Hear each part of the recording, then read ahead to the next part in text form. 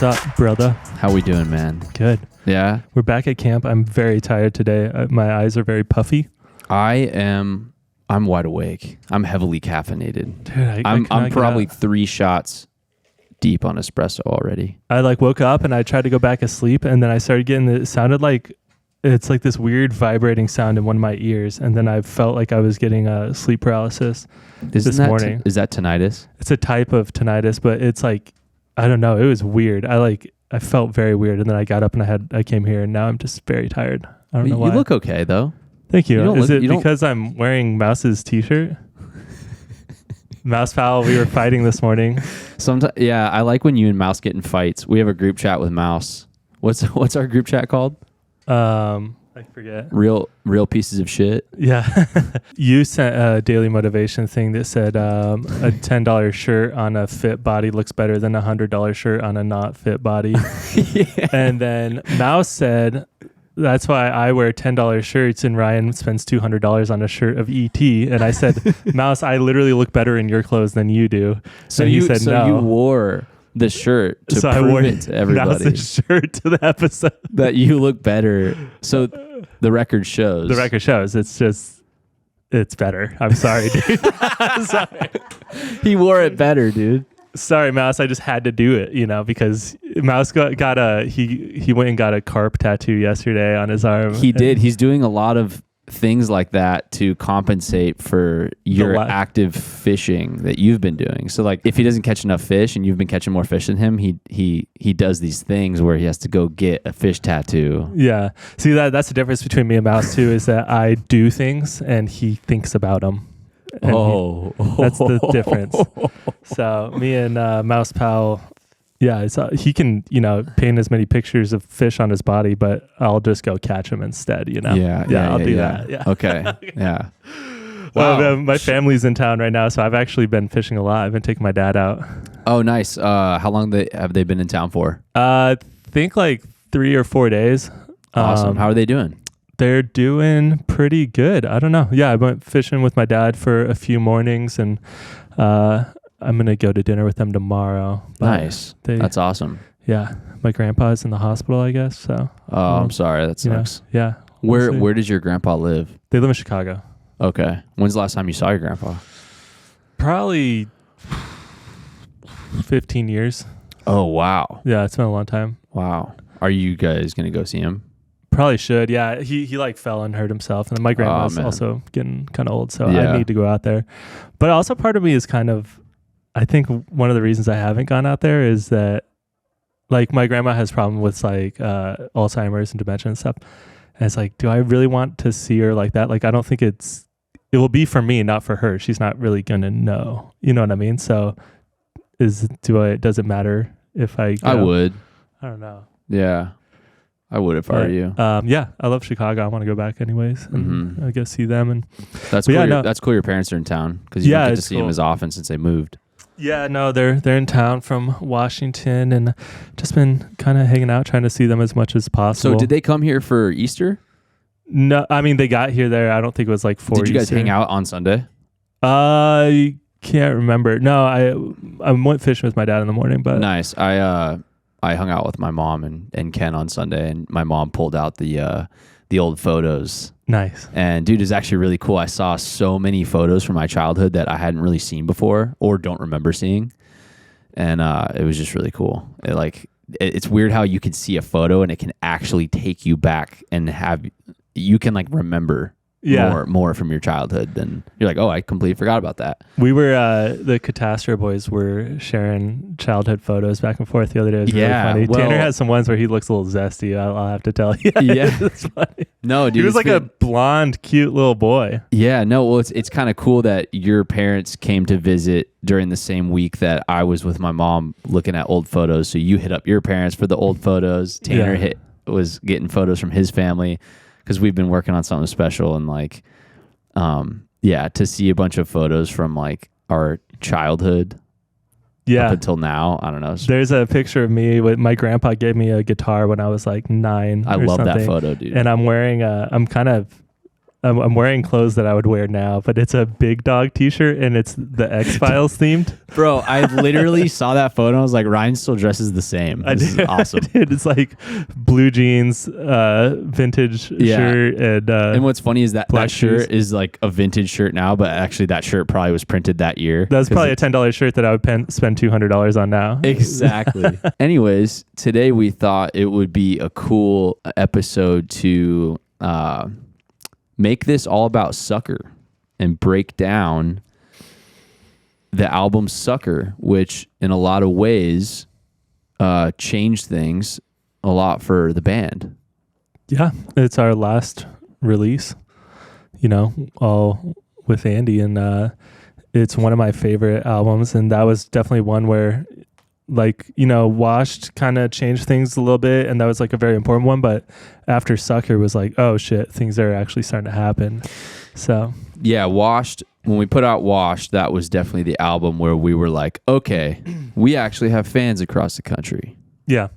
And then when we put out Sucker, the feeling of momentum within the band and the camp and just how we all felt with our whole team, with management and the band members and everything, was very much so like, all right, the ball's moving. Like, it's going.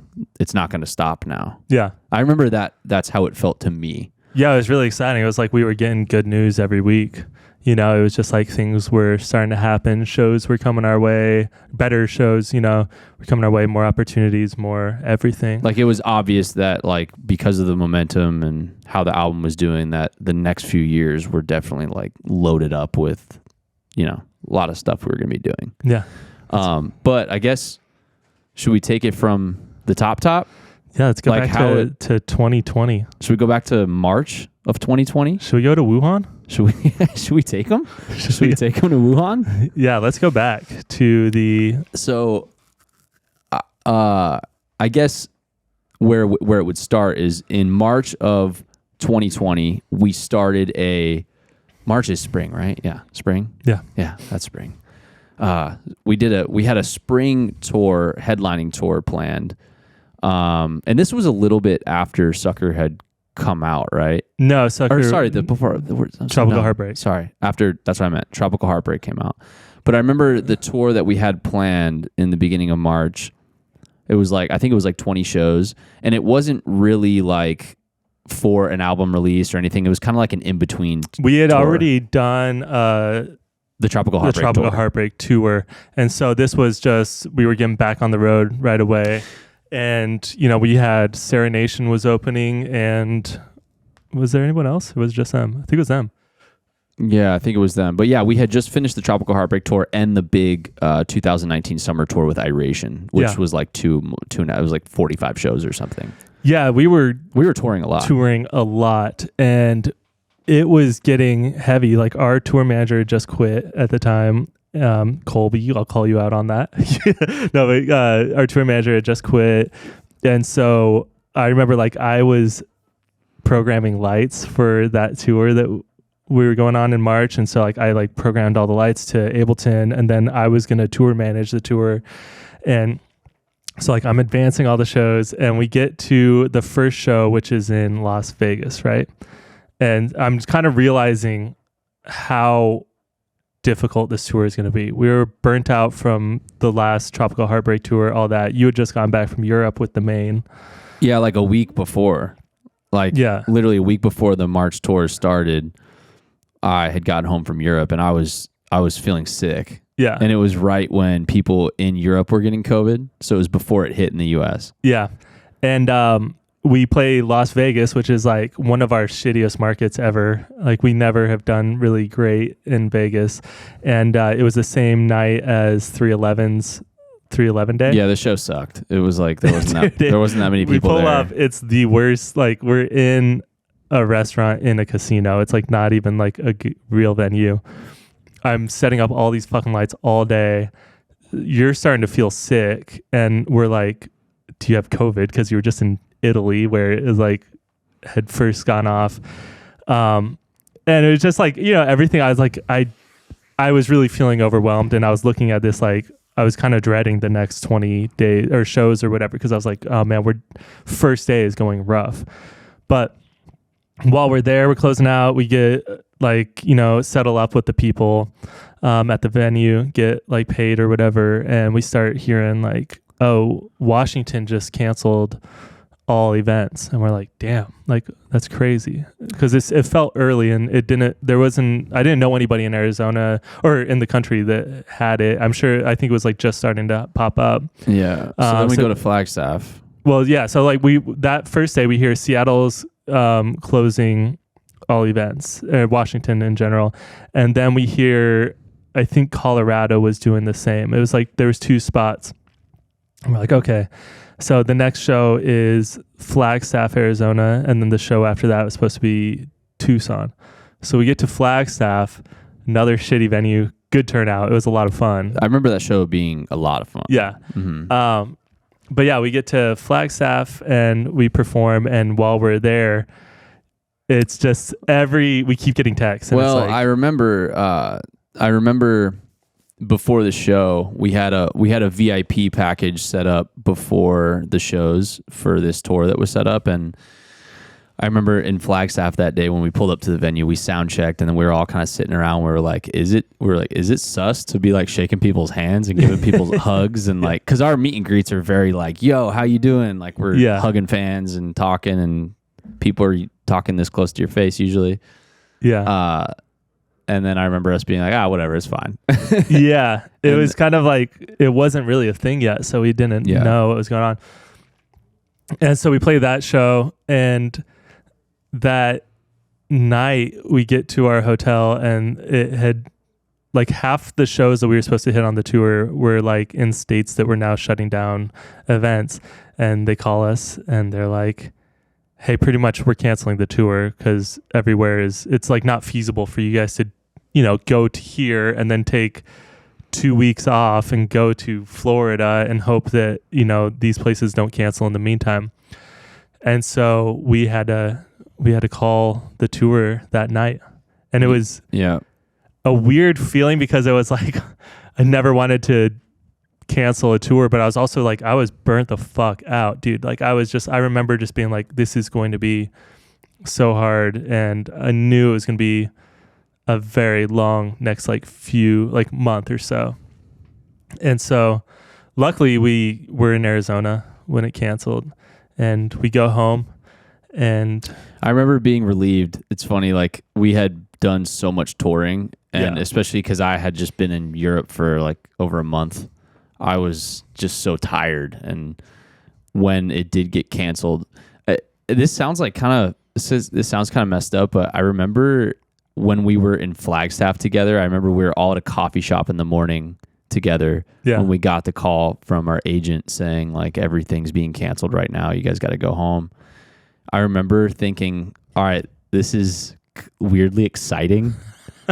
I know. Like I hate saying that, but like the fact that there was like a global pandemic and everything was getting shut down and like there was like sadly an element to that was like, wow, this has never happened before. This is kind of crazy. Yeah. Not saying that it was cool or anything, but then also we were itching as a band to write new music and we had already been talking about how much we want to write new music.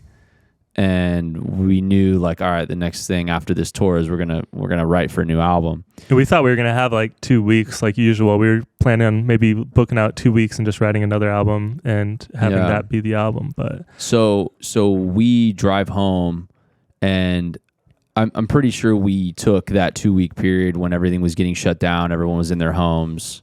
I don't think we met up for the first like 2 weeks, but after that 2 weeks went by, they're still telling people like, don't go hang out with friends, don't do anything, stay at home. And we were kind of all just like, fuck this, let's go make some music.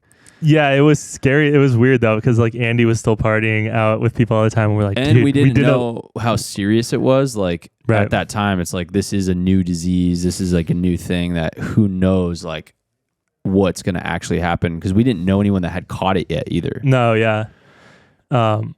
Andy got it pretty quick though. Yeah. But yeah, so I think we took a little bit longer than 2 weeks because there was that time where like everything was, you couldn't go anywhere except for a grocery store. Remember? It was like everything was really shut down in Arizona, and I know we weren't recording then, but I think it was, we honestly only took a few weeks down though, maybe a month, right? Yeah, maybe 3 weeks. And then we started talking about how we wanted to write, and Andy's buddy, Cabo Dave, told Andy that he had a house that he owned that was not being used and no one was living in, up in North Scottsdale. And Andy texted the group chat and he's like, yo, like one of my buddies has a house that's literally empty. Like we could move all of our shit in there and start writing. And so we pulled the van and trailer up to this house on Union Hills and unloaded everything from the trailer into this house. We had our drums, guitars, all the studio gear set up. And it was like a makeshift vocal booth where it was just blankets on mic stands that were raised up to like the ceiling. So there's like a backdrop for Andy. And we just sat there and we got like zipperitas to go because I remember, so when we started these sessions, which would then turn into Sucker, I remember the first like 3 or 4 songs we wrote together, or like the first couple days we met up at this house, we were just kind of getting things out of our system and nothing was really clicking yet. Yeah. And then the first song that we wrote as a band that was like, okay, this feels like this could be the new wave, was 100 Rips. Yeah. And you started that one with Austin Jones, right? Yeah. So there was a couple sessions that we had done. Were they before we went to that house or after? Because I did 2 sessions with Austin Jones and just me and Andy and Austin, and then you did 1 session with just you and Andy and Austin. Well, I don't remember where you did the session with Austin because we hadn't moved into our studio yet at that point. That's why we moved into Union Hills. I'm almost positive we rented that studio for it though. Or like we booked out that we did later. spot. That was the second location we did for Sucker. It wasn't the first location we did for Sucker was that North Scottsdale house. So no, I'm saying with the sessions with Jones, I can't remember. Doesn't really matter though. I'm not quite sure. But yeah, the way 100 Rips started was actually really cool. I put one microphone over my drum kit and recorded the intro beat, and I just looped that. And then this is so dumb, but for some reason I was telling Andy, like, I think we just had like a bass line and a drum beat or something. And I told Andy, I was like, dude, we need like an anthem, like chorus. Like, and I started singing Sum 41 to him, Fat Lip. And he's like, yeah, that song was fire. And then he started singing the hook for 100 Rips. And me and Jones were like, that's sick. Let's do something with that. And then you and Tanner came over to the house and you guys put bass and guitar in it. And we started really fleshing it out as a band. And I just remember after we made 100 Rips, we were like, all right, this is kind of a wave. And every time we've made an album in the past, there's this one song that we make that we then are like clicked into this wave length with each other. And then we just ride that. And like, you have to find it though. It's like, sometimes it takes longer or shorter than other times, but like there's like this, that's how I've always experienced it. I want to know what you think, but for me, it's always been like, we tap into this wave and we're all on it together. And then we just ride it till the album's done. Yeah. It sets the bar. We were also on like a cool vibe at the time because we had just done a cover. We had been asked to cover Scarlet Begonia's the Sublime version of the Grateful Dead song, and so we were like into like the heady jams and shit. We did this, we did this like a couple months beforehand, and we like, all right, we want to do this, Sublime track, but we need to make it our own without pissing off Sublime fans and without pissing off Grateful Dead fans, which is hard to do, And so I remember thinking, like, I remember saying to everyone, it's like, we need to bring out more of the Grateful Dead vibe in the song. So it's still rappy, but it has more of this jam band element. And we were all on the same page as like, Tropical Heartbreak wasn't a very successful album for us compared to other ones. And we were kind of like, we were all on the same page as far as wanting to bring more live instruments back and mixing that with the production. Well, in a lot of ways too, when we were starting to have conversations about what the next album would maybe sound like, we did talk about how I think with Tropical Heartbreak we kind of copied Washed in a lot of ways because Wash works so well, and I think we didn't like.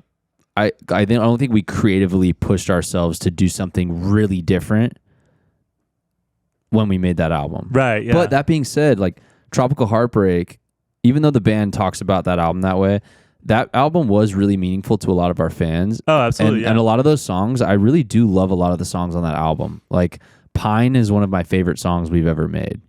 Yeah. Pine is epic. And I think Older Me Too is like a really like catchy song. Yeah, there's some really great songs on that really album. Took off. But like you said, we were ready to do something different. Yeah, we're ready to do something different. We're just off the back of like adding more of like a jam band vibe in with like a little bit of like reggae stuff, which is like before that we never really were adding any of that element, even though we already were in that scene and everybody thought we were a reggae band. We never were like, hey, let's add some stuff. So we're like, we'll just write songs that we love and then we'll just add the like little reggae vibe to it afterwards. Well, that was like an afterthought too. Yeah, it was like, you know what, like all of our fans, like we are in the reggae scene.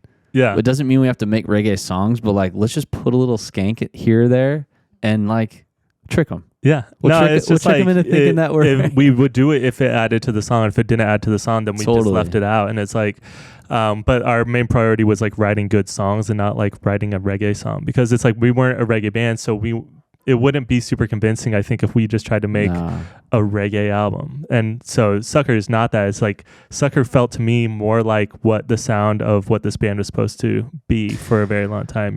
Dude, I totally agree, and I feel like. I feel like we captured the way the band sounds live in a sense better than we ever had on previous albums. Yeah. And I just remember it having such a, like that summer, dude, when we started Sucker in that house, it was such an exciting summer for me because it was also the time where I was starting to learn a lot more about vocal production and like getting vocals to sound good. And like, I was really asking Matt a lot of questions and watching everything he was doing. And then like, I was like living at that house. I was there so much. Like after Katastro sessions would be done, I would invite like random artists over to like try to record them to, you know what I mean? Like just get better at recording and stuff. And I just remember us having so much fun in that house because everything was shut down. Yeah. And we were just doing what we loved. And it was like, I don't know. It's a really fun time period when I look back because I just remember this feeling. It was also kind of this aspect of like you weren't supposed to be around people, so it was kind of like we're just like drinking in this empty house. There's no furniture there really, like maybe a couch, but we were just. But yeah, so it's like we were on this cool vibe. You guys did 100 rips, and it kind of set the mood because there had been 3 or 4 days that we were trying to write stuff, and it just nothing was clicking, and we just like leave. And I think that was part of us being still kind of burnt out from the tours, and the world is getting kind of weird and scary at times. And we just didn't know what we were going to do yet. We didn't know what the album was maybe going to sound like. Right. So like that, and that's one thing I've always loved about our band. I love that we were always able to just sit in a room and jam. And if something was whack, we'd be like, all right, whatever. And then we'll do another one. If it's whack, whatever, cool. But we never really, it's like, we never sat down and were like, hey, we're going to make an album that sounds like Sucker. That sounds like what it ended up being. Right. It was more like you said, like catching the vibe. And we wanted more live band elements. And we definitely wanted it to be more upbeat and happier because we had gone pretty dark with Tropical Heartbreak. And the one before that was Wash, which was also kind of dark. So it was like there was this long era of like almost 3 or 4 years of like really dark kind of tracks. Well, I remember Andy saying, we were all sitting in the studio or in that house, and he's like, it could be kind of cool, guys, if like I talked like nice about girls on this album. and we all started laughing, and we're like, yeah, that could be good, bro. That could be nice to like talk nice about the girls instead of. He's like, yeah, I'll talk good about them instead of like how they make me feel like shit. And we were like, all right, dude, that's sick. And so he really kind of leaned into that. And I mean, not on all the songs, like the way I feel is kind of, about. But that one's more still fun and confidence, and it's like there's all these aspects of like owning yourself and your own mistakes in it. Like maybe I'm a sucker. Yeah. I'm just going under. Yeah. Like I'm a lover, not a fighter. Kind of like this. Like I don't really know why I keep making these mistakes, but I'm probably going to continue making them, and I just want to be better. But we'll figure out how it goes. And that's what's really interesting about Sucker in general is that I think in a lot of ways. The lyrics and that, like what you just said, there was, I think at that time period, there were two fragmented parts of Andy. There was the part of him that really wanted to stop making the same mistakes and like just be better, do better, get rid of some of those issues that he had. Yeah. But then there was another part of him that really loved the thrill of that lifestyle. Right. Yeah. And so it was these two like pieces of him that were coming together that made the album really interesting. And lyrically, like there are concepts in there where you can see that there's parts of him that want to change, and there's, but like I'm sucked back, keep getting sucked back in. You know what I mean? It's like, it's really interesting too, to that being a segue into where we are now. And like, obviously can't wait to talk about that new album when the time's right. But like, it really is kind of a wild story when you listen to it like that. Yeah, definitely. I mean, are there any like, do you have favorite tracks or stories for tracks that you like? I do remember when we made The Way I Feel. I remember Matt started playing those keys. Yeah. And when Andy said, I just want to let you know your attitude is fucking whack. Yeah. I don't like, I remember all of us being like, what, dude, that's sick. And I remember when we made the chorus and we had it on loop, all of us, I remember at one point, all of us having our hands up being like we were at the show hearing it, and all of us had this feeling like, yo, this is gonna be the one. This is gonna be a big one. There was a definite moment of all of us being like, "This is the song. Like, this is the track." Which is funny because in the past, none of us have been right about that ever. Yeah, like really ever. Like we don't ever know what the biggest song's gonna be on an album. We guess sometimes. Sometimes we're wrong. I personally, I really believe this. I believe there is no way to know, and I think that you just don't know what people are going to resonate with. But that one, we did have a very strong feeling that it would, and it did. Yeah. Because it's just like a breakup anthem.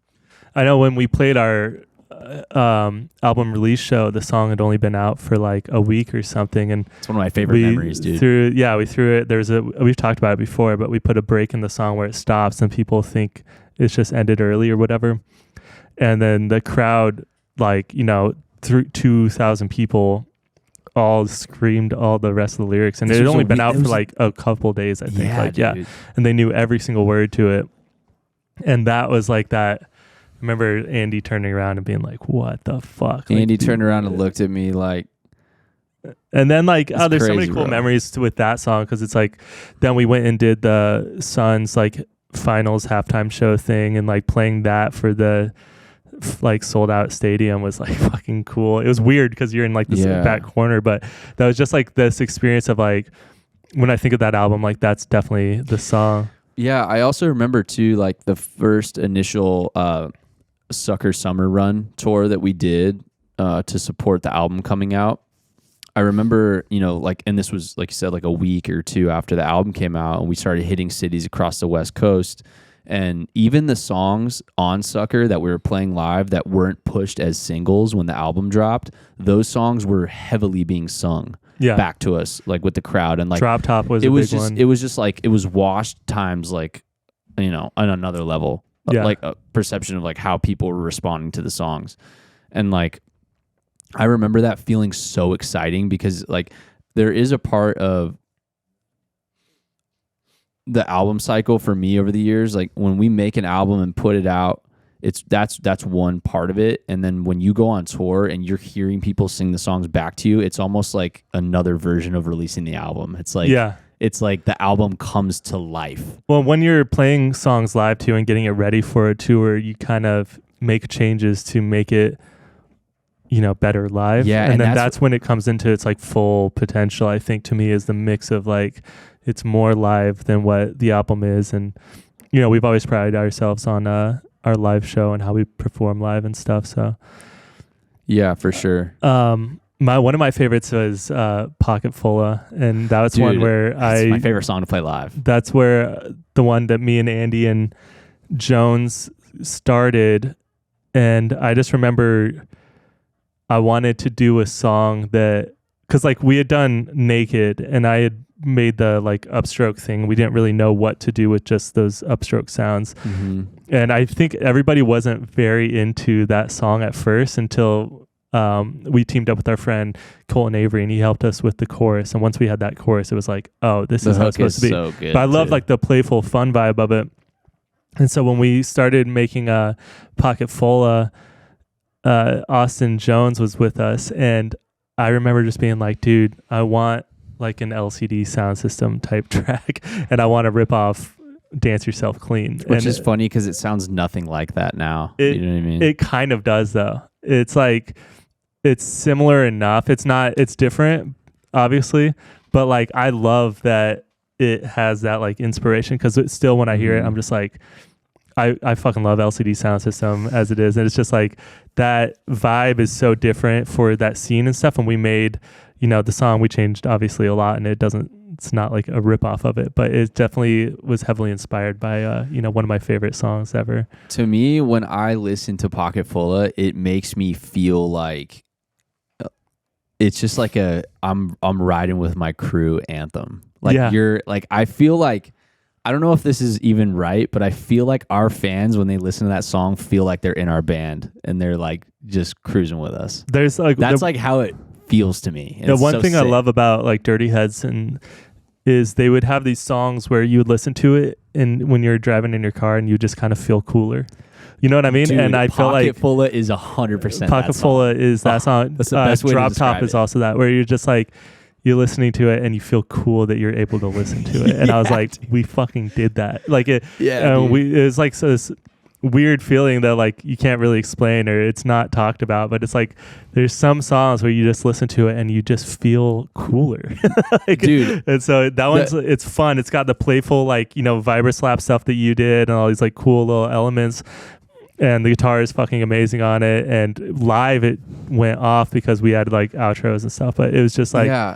One other thing about Sucker in general that I really appreciated was the amount of time that we had to work on it, because we ended up spending a year on the record. Right. We didn't really go into this too much in depth, but like, Sucker was made in 3 separate locations. It was made at that house in Union Hills, and then we did a third of the record at Matt's house in Miami, Arizona. Yeah. He's got this is actually kind of an important piece of the making of the record, because he's got these very tall ceilings where in his house, he's got a 3-story house.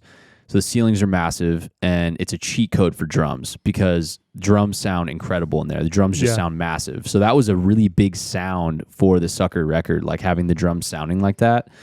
And I remember just being able to spend a lot of extra time and have ample time to like do all the percussion and weird little percussion things that I wanted to do, that usually when you're making songs really fast, you don't have time to sit there for an hour and mess with like a percussion sound. Yeah. But like I had time to do that stuff, and it was so fun. Like we used Andy's dad's congas on the whole album. And I was able to just do a bunch of live percussion, hitting like a hydro flask in front of a bunch of mics. And same with you guys. Like I just feel like we had so much more time to do all the weird little creative things that really all added up to something really special and kind of different than what we had ever done in the past. Well, at the same time too, like I just bought a Sub 37 like Moog synthesizer, and before that I'd had a smaller Moog one that I would do for live, but I learned the basics of sound design and subtractive synthesis, if you want to be a nerd about it. I learned the basics of it, but I got this one, Sub 37. Had so much more options to it, and I started diving in, and I was like every day just learning more and more and more about it. And I was not like very, like now I'm super fast at it, but at that time it was so new to me, so I was making all these mistakes that would end up with these weird sounds and stuff. And that album, like the leads on The Way I Feel and all that stuff, there's a lot more synth sounds that I'm like really proud of, like, you know, pocket full of all of that stuff, where I was able to like, I'm learning at the same time. And it's exciting for me to be like, I'm not just playing bass, I'm doing also. You're utilizing this stuff you're learning on the new record. New record. And it's like, that's where I always feel like I come up with like my favorite stuff of my work, you know, is just like those moments where I'm like excited, I'm learning about something new. And like, I feel that now with, I feel like every time I get a new instrument, if it like really latches onto me, then it kind of changes the way I write, and it like improves things. And like, not saying that like, you know, if you're stuck, go buy a new instrument and then you'll be fine. But that's how I feel now with the Moog Matriarch synthesizer, where it's semi-modular, and I'm getting even deeper into the weirdo, nerdy sound design stuff. But it's like they just can add a whole new world to it. And that was just such an exciting time. All of us sleeping at Matt's, you know, and drinking, cooking, doing everything. The third location that we finished the album at was our studio, which we had moved into in the middle of the making of Sucker, our studio in Tempe, Arizona. And I remember feeling really stoked that we got to finish the album in our new studio that we had moved into. All of our gear was finally there. At the time, it was we were just going to book it for a month. Yeah, right? It wasn't like our spot. Yeah, so we finished the album in this studio. But yeah, you're right. So it wasn't technically our studio yet. We had only asked to stay there for a month. Yeah. And then once we finished Sucker, we were all like, Andy wanted to make another EP, which was not for sale too, right? Yeah. So we kind of just kept writing because we couldn't tour yet. Well, and like, yeah, the deeper we got into our album process, the deeper the world shut down, and everything got even more like uncertain with, you know, we originally probably would have finished the album a lot quicker, but we were like, oh, we can't even release an album right now because we can't tour, so let's just take our time. And that's kind of what forced us for the first time. Our last 3 albums before that, we would book out 2 week periods or something, 2 weeks max, you know, and just be like, all right, every song that we write these 2 weeks is going to be on the album. That's just what the album is. And it's like, it can work, and it has worked for us in the past, but it's also, you're stuck with everything. Like, everything you have is all you have then. Once we had a full year to go, like, okay. And it ended up being worth it. You know, we dropped the album and we were able to play shows right when we came back, and it was still kind of like uncertain when we went on that first Sucker tour, but it was probably the most exciting time in our band's history. I think so too, man. I think so too. And I remember having conversations where we were all like, yo, it's happening. Let's go. Like, strap in. You know what I'm saying? Yeah, we were getting better slots on the festivals. We were getting better. Everything was just like moving faster and bigger and better. And people were noticing too, because it's like, it's hard to ignore that like our crowds are doubling and tripling in sizes everywhere we go. And cool. You know what I remember, dude? I remember Cali Vibes 2022 when we played Cali Vibes 2022. That was the last Cali Vibes we did with Andy, and you know, Sucker had been out for a little over a year probably, and we got asked to do a meet and greet after our performance at Cali Vibes. Yeah, and so we're like, word, whatever. I think that I think you're thinking about the one in Florida, the Reggae Rise Up. That's where we did the acoustic performance, right? I can't remember. Sorry, I might have ignored or interrupted you for no reason. It's all good. It was one of the festivals that we did after Sucker had been out for a year, and we got asked to do a meet and greet at like a Sierra Nevada tent. And so we show up and we think like, oh, there's gonna be like 20 fans there, you know? Yeah. And dude, we were at this tent for 4 hours. It was insane. And there was a line of hundreds of people that wanted to meet Katastro and come meet us, get our autographs, take pictures with us, and like just so many people expressing like how much they love the new record, and like fans from all across the country, because it was one of those festivals, either Cali Vibes or Reggae Rise Up or whatever, where fans are flying from all across the country to come see this thing. And I just remember thinking like, damn, this is wild. We have a lot of people that mess with our music and support us, because one thing that people don't understand is like, and I don't know what this is, like, I think for me, I definitely do think I struggle with imposter syndrome. But there's this element of like when your band does start getting any sort of success, like a part of you just doesn't really believe it because you've spent so much time eating shit. Yeah. At least for us, that's our story. You know, I know some bands maybe have something happen on TikTok in the first year they're an artist. For our band, it was very grassroots. Like we're touring for years, no one's really coming to the shows, and then things finally start happening. And when they do, it's just like, I can't really believe this. Are they actually here for us, or did someone like? I remember having thoughts in my head like, do they like think they're at a different meet and greet right now? Like, do they think Dirty Heads are sitting here or something? Like, that show too. One of the I always get the California and the Florida ones confused, but it's like, yeah. So like we do the meet and greet, and that line is so like hundreds of people, like couple hundred people probably, just in single file line going all the way back.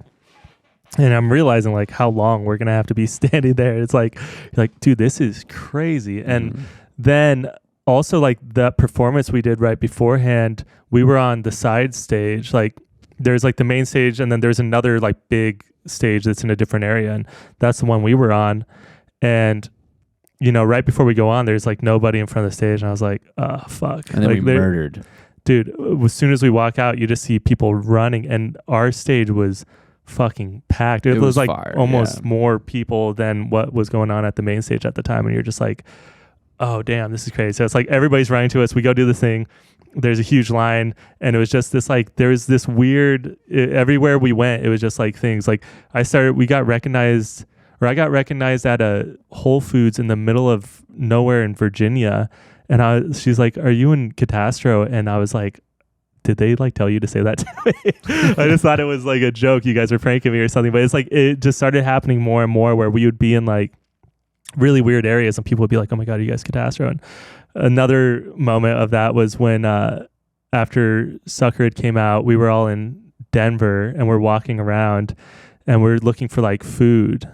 And as we're walking, we turn a corner and our song starts playing at this restaurant that we just happened to be walking past. I'll never forget that, bro. Flow. I think they were playing Flow out in the streets, and I was like, oh, this is so cool. Yeah, it was cool. And we were playing there that night, right? Yeah, we were playing there that night. We just happened to be there, and we happened to be on that corner at the exact time as soon as the song started. And here's the thing, dude. Like, for me, it's like, there's a part of it is like, sure, you have to admit that a part of your ego loves that. Like, I'll completely admit that. Like, when you're on stage and there's thousands of people screaming and like you're doing that's why you do it. No, not fully. There's a part of it that's why I do it. But there's also a part of like becoming bigger as a band that's really exciting is because you made this thing with all of your friends that you have forever always thought is so sick and so cool and so unique, and you're finally experiencing other people that are catching on and realizing how sick it is, and you're like, see, like, it's a little validating. Yeah, you're not only that, but it's just like it's like really fun to share it with other people and have them involved in it. And like to me, that's like so exciting. Yeah, it's like this. I can't tell if I'm going crazy because I've like, ruined all these relationships, or I've put all these sacrifices away to like for this band, and then for it to finally start being like other people are like, hey, you guys are doing something cool. And you're like, oh, it's not just me. Like like other people are starting to believe in it, and that's such a great feeling because it's like we love this thing more than anything else in our lives since we were kids, and all we want is other people to feel the same way. And then all these other people start feeling like they like you meet people that are more fans of the band than you are, and you're in the band. Yeah, and it's like that's sick. Dude. Yeah, it's you know what I mean. It's like man, that's so cool that the music could help you and maybe get you through something even on a higher level than what it maybe did for us. Like that's such a cool part of music to me. Definitely. Well, yeah. Damn. Sucker. Well, let's the Sucker era was great, man. Yeah, man. Shout out to everyone that supported us during the Sucker era, because the next one is going to be even crazier. Yeah. And that's it. Well, end it there. Thank you all for coming to camp. Love you guys, man.